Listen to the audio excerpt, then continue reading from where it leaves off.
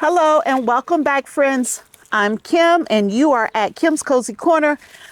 This video is all about harvesting. So in this container here, I have kale, curly kale, dinosaur kale, as well as a wavy mustard green. And we are going to harvest that today.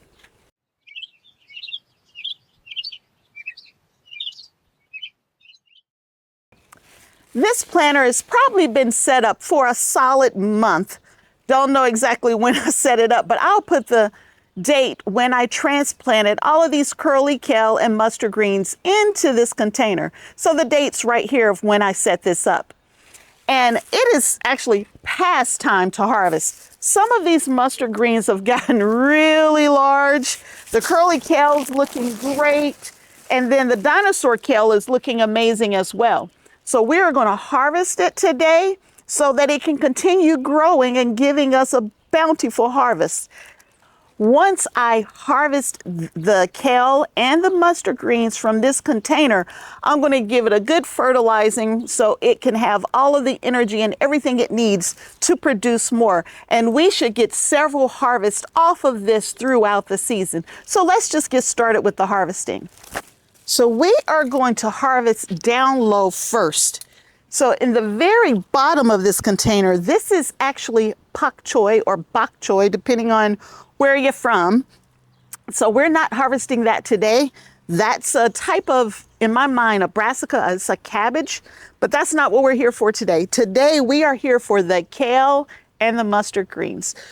To harvest the kale, the dinosaur kale specifically, all we're going to do is remove the leaves from the stem, and I'm going to just break them off. I'm not going to cut them. And so this is a dinosaur kale. My family likes to eat kale wilted. Basically, you just put it in a pot of water, you boil it, and you put some seasoning in it. And for the wilted kale, especially the dinosaur kale, it doesn't wilt as small as like a mustard green. So I like to cut them up into smaller pieces while I'm harvesting. So when I take them in the house to get them cleaned up, they're already ready to go in the pot. So let's continue this process, harvesting all of the dinosaur kale first. And I am going to pick them. I'm picking all of the larger leaves, the little baby leaves like this one here. I'm not going to pick that. We're going to let that continue to grow, and we're only going to get the larger leaves. And like I said, I'm going to just cut them down into smaller pieces. And we're actually not going to eat these. I am going to preserve these. Vacation's getting ready to come up, and I don't like to waste food. And so if I was going to eat these, I would make a pretty big pot of these, and we would eat on them over the course of a few days. But knowing that we have vacation coming up, I am trying my best not to cook anything that we might not have time to eat. So we are going to preserve these, which is super simple as well. We're going to blanch them in hot water for about 5 minutes, maybe 10 at most.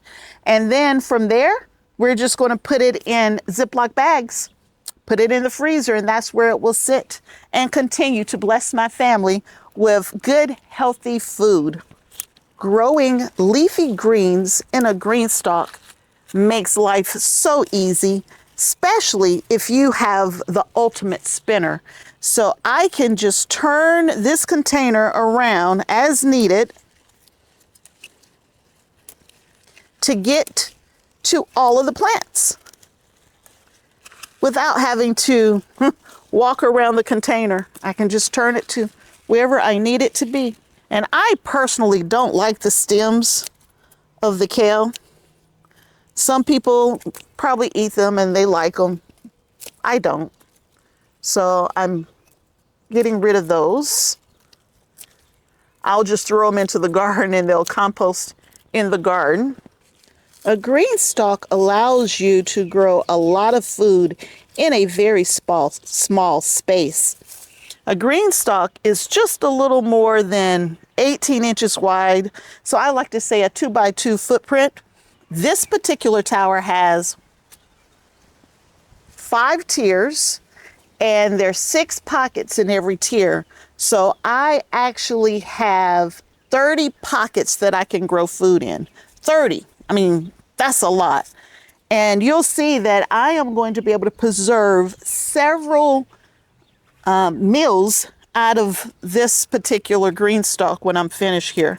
I'll show you my full bountiful harvest when I'm finished.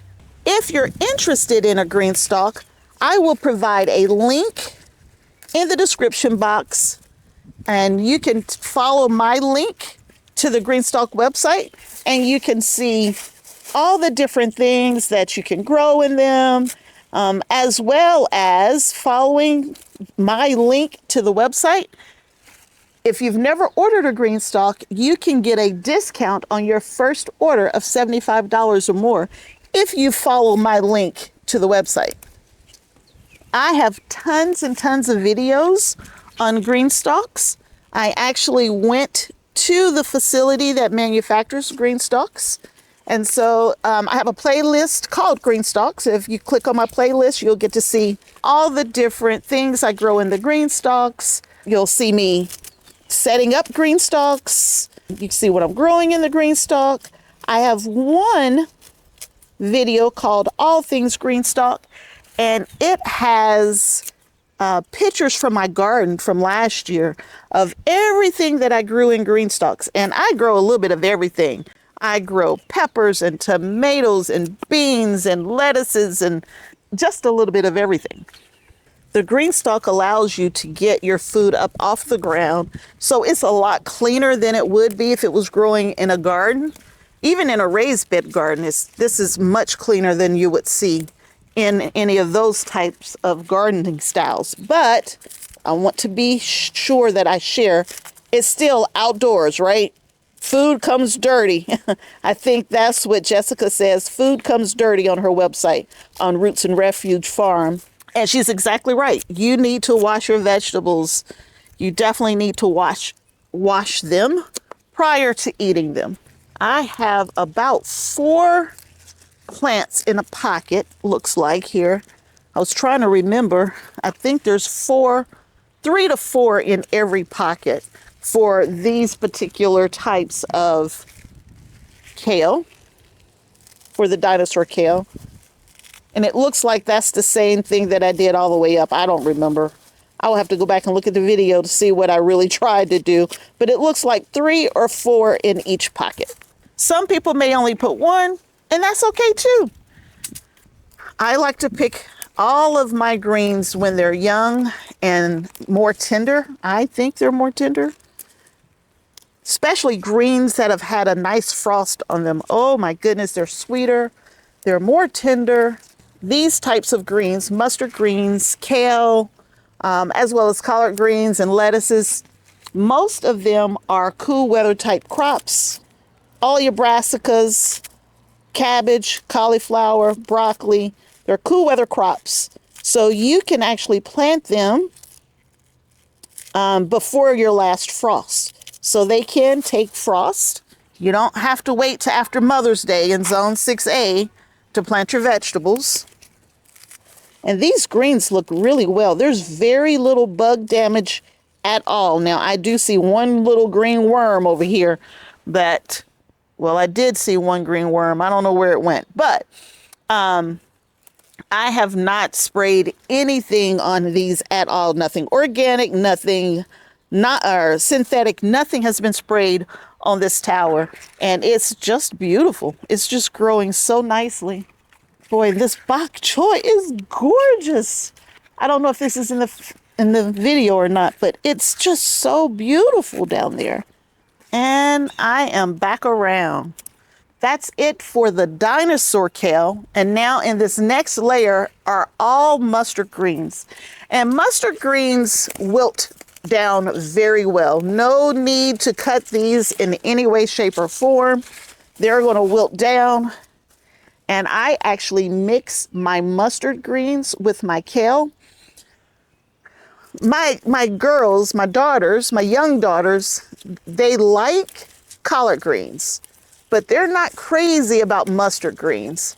But when I mix in a little bit of kale, they don't say anything about it. Some people say mustard greens have a spiciness to them. This curly kind that I grow doesn't. I mean, it just has a different taste than collard greens, but it doesn't have a sharpness or a spiciness to it. Oh, look at that beautiful leaf. Look at that. Isn't that gorgeous?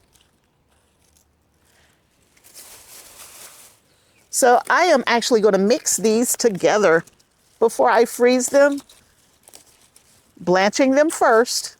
When I do my next garden tour, you're going to be looking like, what happened to the tower? It's just sticks. Did they die? No, they're not dying. We're harvesting. We are truly in harvest season here now for a lot of my cool weather crops. I honestly should have picked these a week ago. That was actually the plan. Good intentions, it just never came to pass. There is another type of green that I like, turnip greens, but I don't like turnips. It takes so many turnip greens to make what we would call back in the day a messin.